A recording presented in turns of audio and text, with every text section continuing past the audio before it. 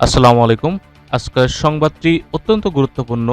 জানিয়ে দেব চলমান ঘটনাগুলো। শুরুতেই থাকছে ইসরায়েল ইরান যুদ্ধের আপডেট সংবাদগুলো। এছাড়া সাথে আরও জানিয়ে দেব সাবেক রাষ্ট্রপতি আব্দুল হামিদ ক্যান্সারে আক্রান্ত হয়ে বিদেশে যাওয়ার পর দেশে ফিরেছেন, তার অবস্থার সর্বশেষ পরিণতি।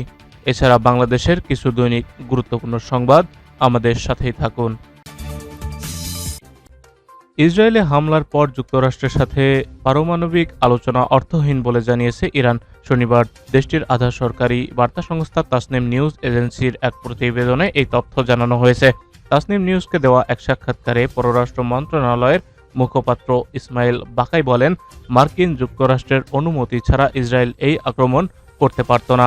সেজন্য অবশ্য ইরানের উপর এই বর্বর হামলায় মার্কিন সমর্থন রয়েছে। তাদের এই দ্বিচারিতায় পারমাণবিক আলোচনাকে অর্থহীন করে তুলেছে। তিনি আরও বলেন, সম্প্রতি তেহরানের সাথে ওয়াশিংটনের পারমাণবিক কর্মসূচি নিয়ন্ত্রণের জন্য যেসব আলোচনা হয়েছে সেগুলো ইতোমধ্যে অর্থহীন হয়ে গেছে। ইরানের এই মুখপাত্র বলেন, যুক্তরাষ্ট্র একদিকে আলোচনার ভান করছে, অন্যদিকে ইহুদিবাদী সরকারকে ইরানের উপর হামলা চালানোর অনুমতি দিচ্ছে। এই দ্বিচারিতার সুযোগ নেই, এটি হতে পারে না।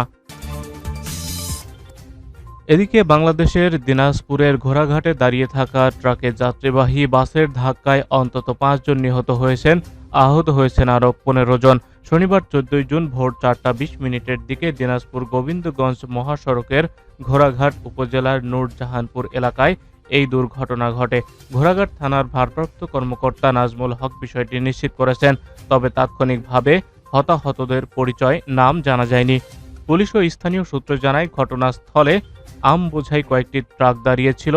ভোর ৪টার পর পঞ্চগড় থেকে ছেড়ে যাওয়া ঢাকাগামী নাবিল পরিবহনের একটি বাস নিয়ন্ত্রণ হারিয়ে পিছন থেকে একটি ট্রাককে ধাক্কা দেয়।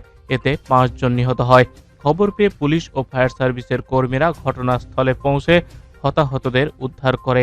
এছাড়া চিকিৎসার জন্য আহতদের মধ্যে ৫ জনকে হাসপাতালে ভর্তি করা হয়। ইসরায়েলকে লক্ষ্য করে ফের হামলা চালিয়েছে ইরান।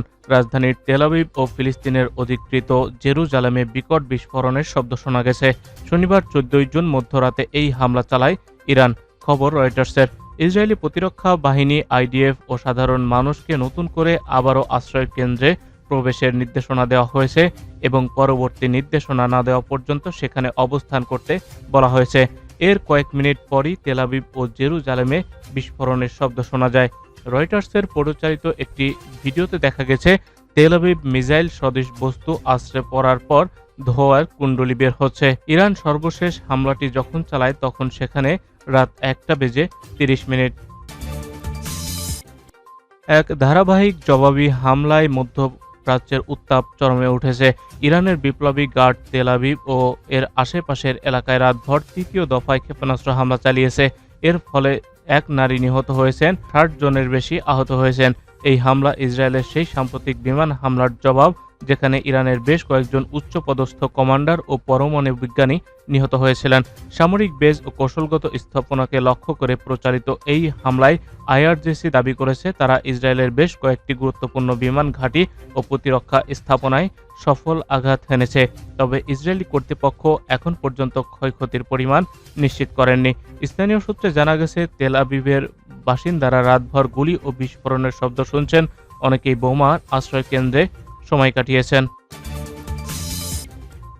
আওয়ামী লীগ সরকারের শাসনামলে টানা ১০ বছর রাষ্ট্রপতি দায়িত্ব পালন করা আব্দুল হামিদ বলেছেন, আমাদের অনেক ভুল ছিল বলেই আজকের এই পরিণতি।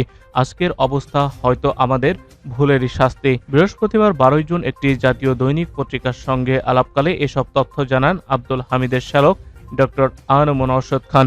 তিনি জানান, সাবেক রাষ্ট্রপতি আক্ষেপ করে বলেন, ২০১২ সালে যখন স্পিকার ছিলাম তখনই বলেছি, সরকার স্বৈরাচারী হলে জনগণ বেশি দিন সায় দেবে না। তিনি আরও জানান, বর্তমানে কার্যত নিষিদ্ধ দল আওয়ামী লীগকে আগামী দিনে রাজনীতি করতে হলে তাদের অতীতের ভুল শোধরাতে হবে বলে মনে করেন আব্দুল হামিদ।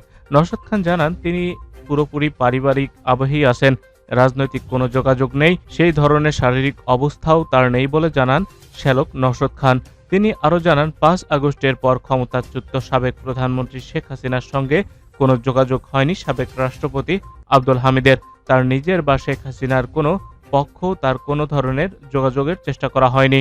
এর আগে গত ৭ মে রাতে চিকিৎসার জন্য থাইল্যান্ডে যাওয়ার সময় তিনি সাবেক রাষ্ট্রপতির সঙ্গে ছিলেন।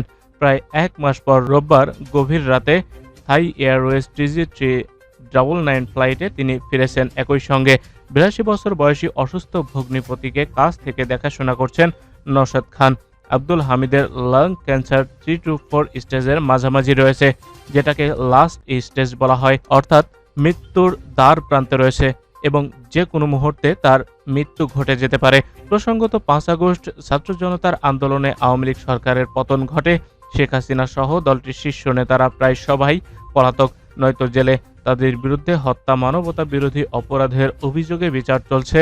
বর্তমানে দেশে আওয়ামী লীগের কার্যক্রম সম্পূর্ণ নিষিদ্ধ করা হয়েছে। নির্বাচন কমিশন নিবন্ধনও স্থগিত করেছে।